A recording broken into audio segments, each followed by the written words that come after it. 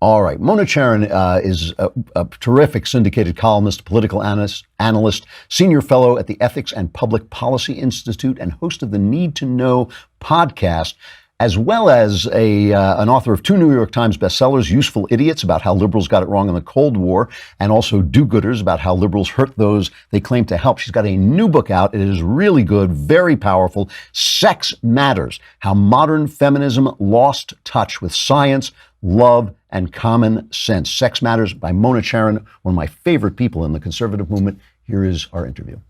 Mona, it's great to see you. Thanks for coming on. Thank you, Drew. Great to see you. Your new book, Sex Matters by Mona Charen. I have to tell you, well, let's talk about it. You say that it has taken you, and in some ways you've been writing this book your whole life. What do you mean by that? Right, because my life kind of matches the modern feminist movement. I was a very small child when Betty Friedan wrote her book, The Feminine Mystique, and her acolytes over the years have influenced my life because feminism has influenced us all. And I'm countercultural. I've never bought into the representation of reality that they were peddling. And what I point out in this book is that they're not just anti-men, but of course they are. They're really against nature. That's their biggest battle, is that they resent and hate what nature has done. Well, before we get to that, though, let me just say you have a wonderful family. You have a great career. Do you owe none of that to feminism? Would you have had that even without Betty Friedan? Right. So that's a debatable thing. One of the things I talk about in Sex Matters is that women were moving into the workforce before Betty Friedan wrote her book. And a lot of the changes that feminism has been able to claim credit for were definitely underway before they even wrote a single word. And in any event, probably owed quite a bit to the changing nature of the economy toward an information economy and away from an industrial economy that plays in more to women's strengths. And there are other things going on in changes in the economy. But look, to be totally fair, I do give feminists some credit for doing some things that I agreed with. I think it was good that rape victims, for example, were no longer cross-examined on their sexual histories on the stand. You know, I think that there were other things where if women had a little bit more self-confidence in the workplace, great, I'll give feminists credit for that. But in return, I just want them to be honest about the price that we have paid for their extremism, which has been dramatic. All right, well, let's start then with where do they go wrong historically? Where do you feel that feminism, at least as we know it, because at some point women were arguing for the right to vote, things that we would probably all agree with. At what point do they go wrong? So they go wrong in the 1970s when it became not just about equal pay for equal work and so on, but a real comprehensive attack on nature herself, on the differences between men and women, which they insisted were illusory. And we're all familiar with the expression that sex differences are completely socially constructed, right, or culturally constructed. Well, that's just not true. And no kidding, right? No, it's funny that it should be shocking to say that, but there it is. Yes, exactly. Yeah. And see, the science caught up with them because they were peddling this stuff in the 1970s. And then over the last number of decades, the science keeps rolling in. You know, we know so much more now about the role of hormones in brain development and about cross-cultural studies and about studies of infants. I talk in the book about how baby girl infants, a few days old, will respond more strongly to the sound of a human in distress than baby boys. And baby boys will stare longer at flashing lights and mechanical objects. And these things are, could it be socially constructed when they're a few days old? Doubtful. And then there's the other thing. When you look cross-culturally, there are surveys that ask people, what are you looking for in a mate? And based on those answers, they can predict with 90% accuracy whether you're a male or a female. Wow. So men tend to be looking for youth and beauty in women, and women tend to be looking for resources in men. And this is true from Bangladesh to Boston to Beijing. So it's probably not culture. There must be something to it. It's funny that the people who accuse us of being unscientific and who believe in evolution and get so upset when anybody denies evolution deny the effects of evolution. Which, Well, exactly. Yeah. Exactly right. And so, yeah, they are the anti-science party when it comes to sex differences, for sure. So let's talk about the effects of this, especially. I mean, the book is called "Sex Matters," so especially in regards to sex and the way people deal with sex. What has been the effect on women as far as you're concerned? What has feminism done to women? Well, first of all, it has denied them the traditional protections that were a part of our social inheritance, right?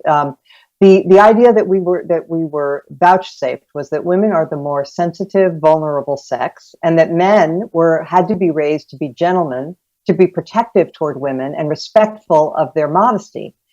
And the sexual revolution that the feminists endorsed swept that all away. And the other thing the feminists did was that they denigrated chivalry. And they said, don't hold that door for me, and don't do any of that. It's patronizing.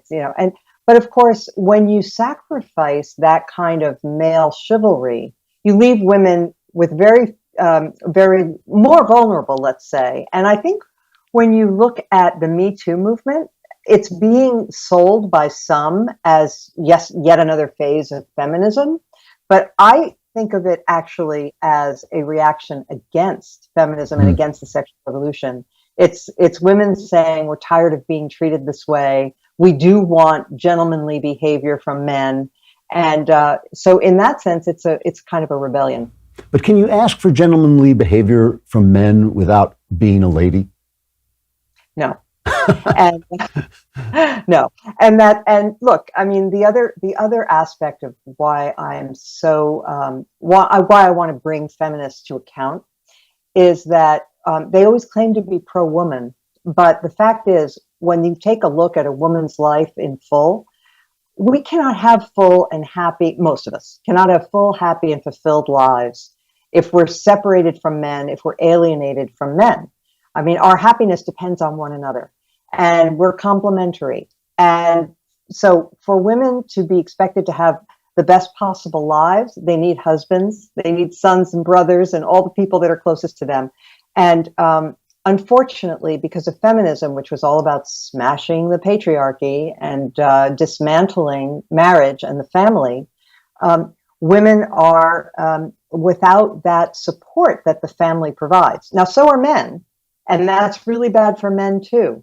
But the feminists were wrong in seeing marriage as the trap for women that had been carefully plotted by men.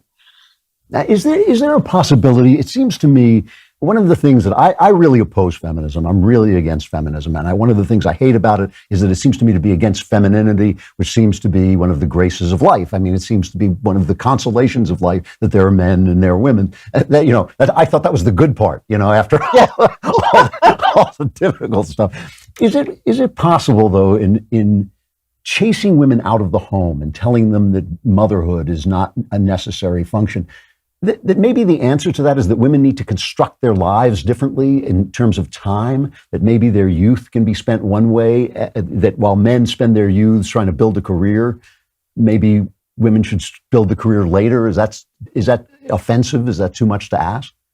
So here's the reality that you don't hear very much, which is upper class women, that is the upper third, right? Women who have college degrees are doing that. Yeah. They are living out the most traditional choices. The ones who are highly educated and have options, because they tend to be the ones who are married.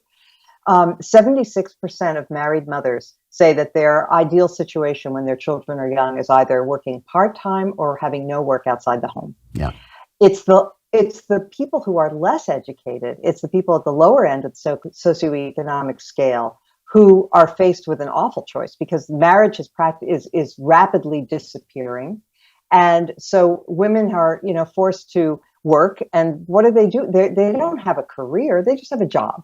And, they can't be with their kids. So the kids get farmed out so a high school graduate, let's say, who is raising kids by herself, is farming them out to low-cost daycare to be raised by or cared for during the days anyway by an even less educated woman who's going to be doing that job. It makes no sense. And it's one of the tragedies of our era is that women are being driven away from their children, and caring for children is one of the great pleasures and joys of life. And the feminists happen to have missed that too. I want to get back to the idea of sex. What would you tell a young woman about her sex life? I mean, obviously, one of the things that they're arguing, which sounds fair, is that women should be as free in their sexuality as men are. They should behave essentially as men have behaved. And yet that seems to lead to a lot of depression and confusion. What would you tell a young woman about her sex life? And self-harm. Yeah, the feminist message, I can tell you that when I got to college, the theme was chaste makes waste. That was one of the slogans. And yep. And we were instructed that to be really great women meant to be as promiscuous as men. And I would tell a young woman that they've been told a lie. They have been told that men and women are exactly the same when it comes to sexuality, and that is a lie. Women are more monogamous. They are less into casual sex. They want relationships. They want love. There's an old saw. It's way oversimplified, but there's truth in it anyway. It's in my book. Men give love to get sex, and women give sex to get love. And there's a little bit of truth to that. And women should be aware that no matter what the feminists tell them, they will always be the more vulnerable sex. That they will not be able to engage in casual sex with the same abandon that men do and walk away without feeling hurt or wounded in some way. Some can, but not many. The typical thing for a woman is that when she has sex with a man, she gets attached. And that's just biology. And so she should be very careful in discriminating about who she has sex with and when and where. What about abortion? I mean, one of the arguments for abortion is this is what gives women the freedom to have the sex they want. This is what gives them, makes them equal to men. And if you take abortion away from them, you've taken away their rights. Yeah, isn't that great? So they've persuaded generations of people that here, look, you should be sexually promiscuous.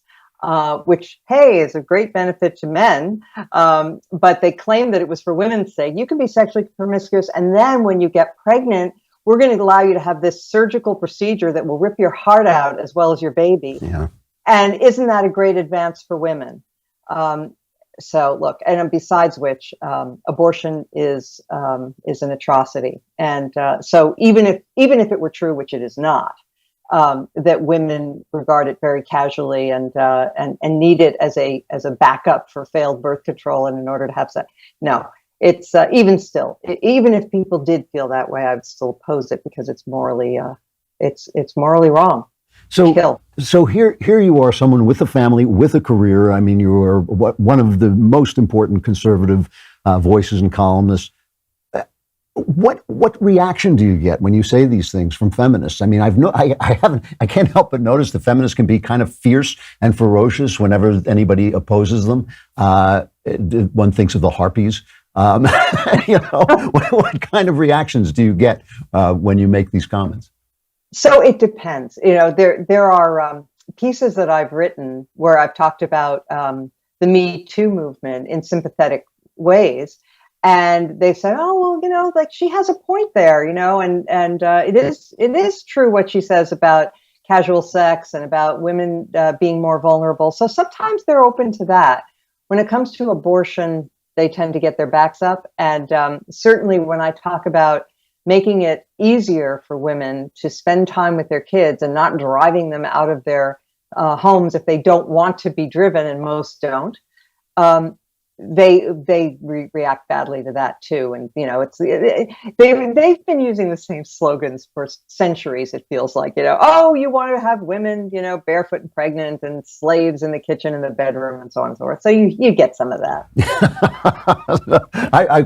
I'm going to watch and see if you get reviewed in the New York Times, which I can't. They'll probably try to ignore you. I think that's probably their best bet.